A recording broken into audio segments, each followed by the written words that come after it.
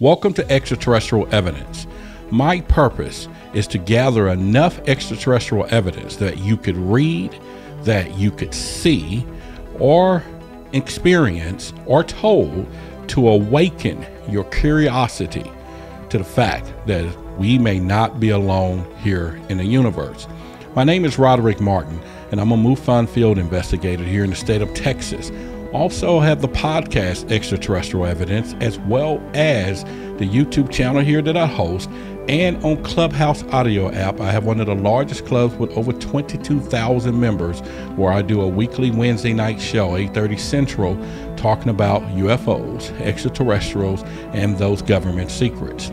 Today in this video, we're going to cover the Great Northeastern Blackout in 1965 that over 30 million people were affected. Allegedly, it was caused by a UFO. Let's take a look at Extraterrestrial Evidence file EE384. In this particular file, we have the actual copy of the Life magazine when they was talking about November the 9th, 1965, when the lights went out at exactly 5 p.m. or 5:30 p.m. It was all over the headlines. As you can see, there was newspaper, blackout, power failure over Northeast traced to transmission lines, until it surfaced that it was possible UFOs. Over 800,000 people were caught in subways and autos, and everything was tied up. There was pictures taken that UFOs were flying over those buildings.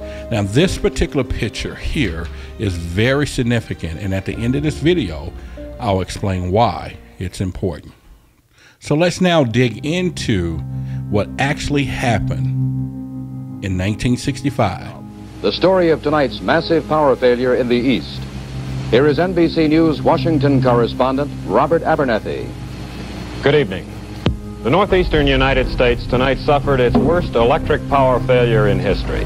In the next few minutes, we hope to tell you in detail what happened and to pass on what little is known about why it happened. First, what happened?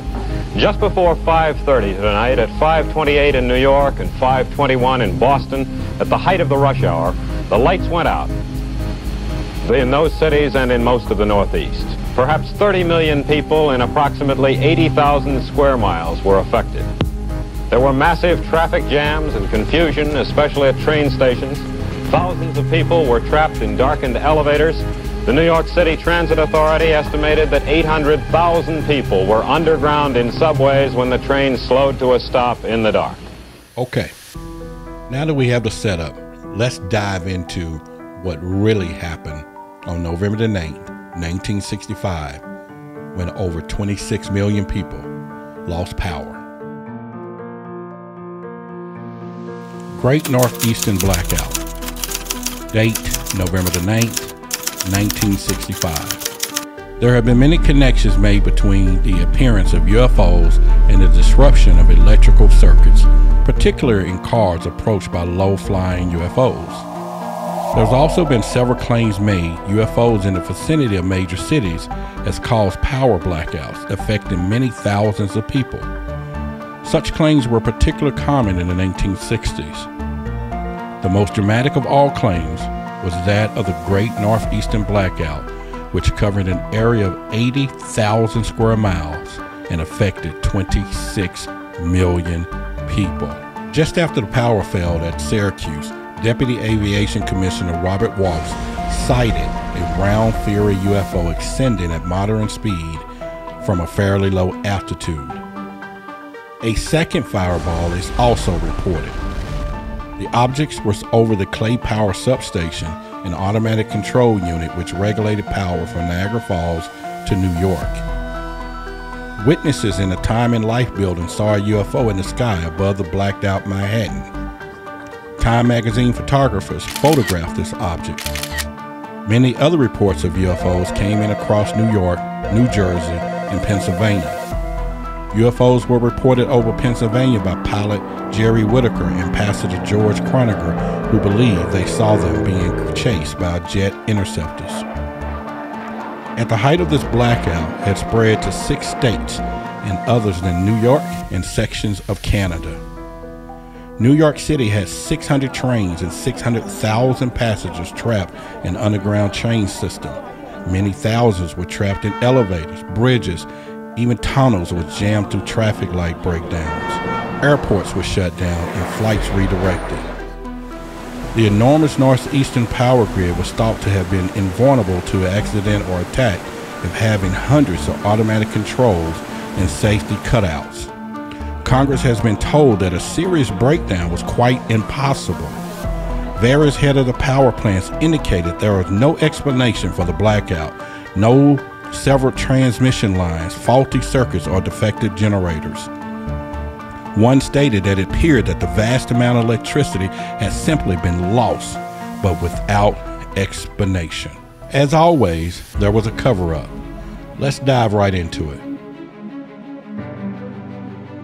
Because of the potential for panic, with people trapped in elevators and underground and dark for many hours in, common and reassuring statements were broadcast by those radio stations that could transmit on an emergency generator, and certainly no mention was made of a UFO connection for the fear of panic it would cause.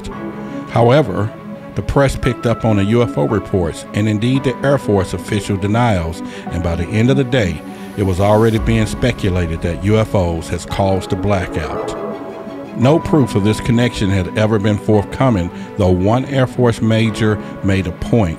The evidence was too strong to be ignored, debunked, along with reports of previous UFOs caused blackouts. Whether the UFOs were the cause of the Great Northeastern Blackout or not remains open to speculation. At least, they cannot be blamed for one of the effects of the enforced hours of darkness and quiet. 9 months later, New York experienced their baby boom of all times.